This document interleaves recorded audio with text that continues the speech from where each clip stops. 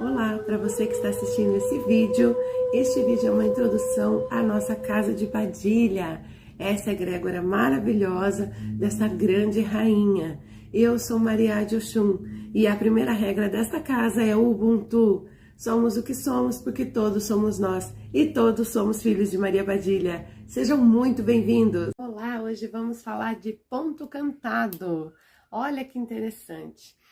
Os pontos cantados muitas vezes trazem histórias que aconteceram realmente nas passagens dos grandes Exus e Pombogiras na Terra. Não só eles, como todas as linhas. Contam a história de que viveram, do fato ocorrido, as lutas, conquistas e tudo mais que passaram ali para alcançar um meio de evolução. Isso é importante que a gente lembre que o ponto cantado não é uma coisa que você ouve no bar, não é uma coisa que você vai fazer um churrasquinho, vamos ali curtir e ouvir um ponto cantado, porque há de se ter, assim, um respeito muito grande por esse momento. Veja só, um ponto é a passagem no espírito da entidade que vem a conectar-se com o médium em terra, um momento de gira, de consulta. Então veja como é forte a importância desta música, desse som que é tocado ali. Como a música acompanha as batidas do coração, então imaginem a vibração que se vem através de um ponto. Então é importante mesmo que você dedique isso ao seu momento de oração, ao seu momento de incorporação, e não fora disso, para que possa estar usufruindo aí como uma música de ambiente, por exemplo, para uma grande festa, algo nesse sentido. Uma festa que não seja religiosa, entende?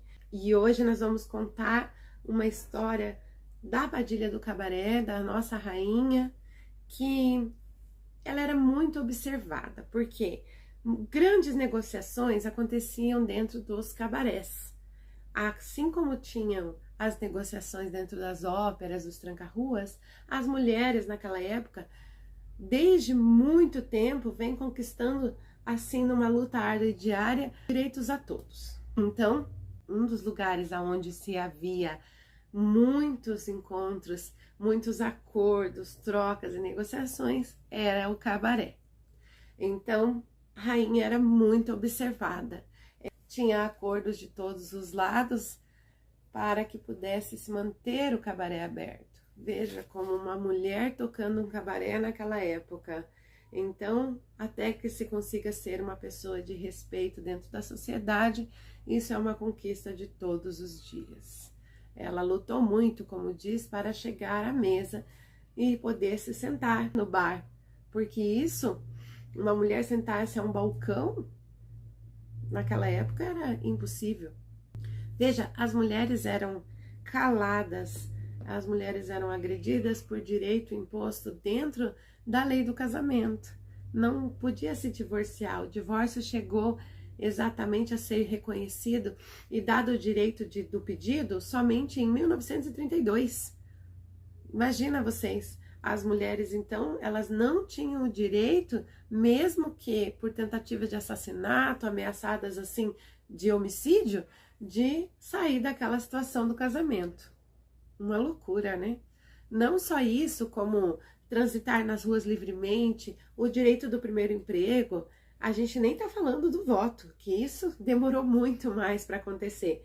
Então eram, assim, poucas que podiam ter acesso, por exemplo, a festas em sociedade ao lado dos seus maridos. Mesmo em cargos importantes, não eram todas as festas que as mulheres podiam participar.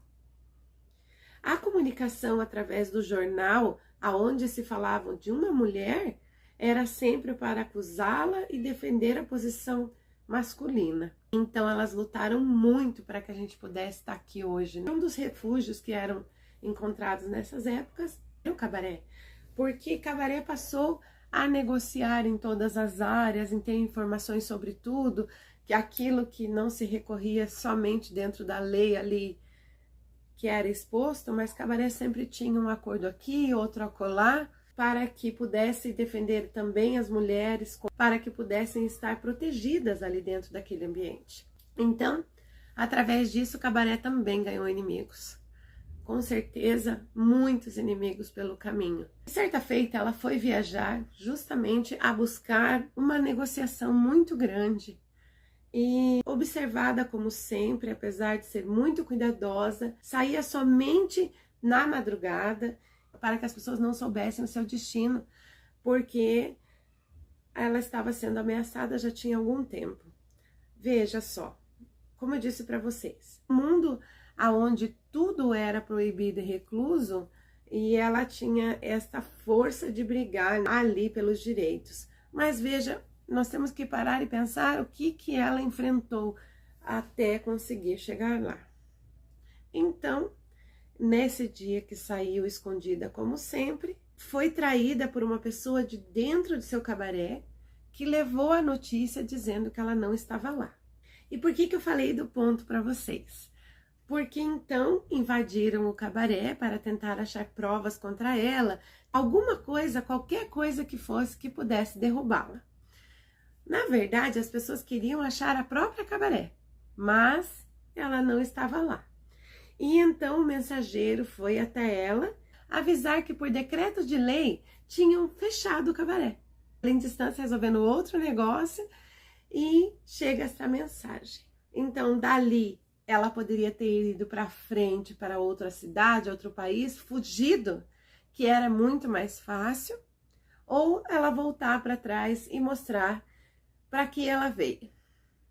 E aí vem a história do ponto que diz, né, que trouxeram uma notícia de bem longe, que cabaré ia fechar.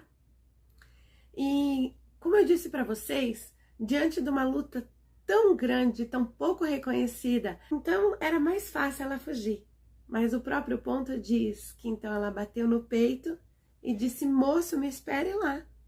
Então o moço saiu adiante dela, chegou no cabaré, as portas fechadas, tudo lacrado, aqueles cartazes na porta dizendo que ali não funcionaria mais. E aquilo foi uma ordem do rei, para vocês terem uma ideia. Ela pôs a carruagem o mais rápido possível e foi para lá. Chegou na porta e disse: se o cabaré fechar, eu vou mandar abrir. Ela, diante de todos os seus acordos, provavelmente conseguiu o que se diria hoje uma liminar para derrubar aquela palavra do rei. Mas até que isso acontecesse, as portas já estavam abertas e ela estava lá dentro. Aí vem outro ponto cantado muito interessante, que diz que foi uma grande confusão, porque não podia se acontecer aquilo. E então, imagine a balbúrdia, os guardas vindo, as pessoas querendo que abrisse, os homens querendo entrar, a música ia rolar com certeza, e nada disso podia acontecer. Mas veja o altruísmo dela, a sua decisão de não titubear nenhum momento com a sua fé, dentro daquilo que ela acreditava, dentro daquilo que ela se propôs a fazer. Porque muitas vezes a gente pula para trás no meio da luta, né? Ficou meio difícil, peraí, a gente vai dar um tempo. E não funciona assim. Ela devia ter poucos por ela, só as que ela ajudava, mas dentro da lei, alguns que deviam favores, mas assim, de acordo mesmo, quase ninguém. Mas ela não duvidou em momento nenhum e se pôs no meio do salão. Então o ponto diz: foi uma grande confusão, porque encontraram a pombogira incorporada no salão. Ou seja, no momento que ela viu que aquilo não ia acontecer, que ela não ia conseguir manter aquilo aberto, lá estava Maria Padilha em pelo.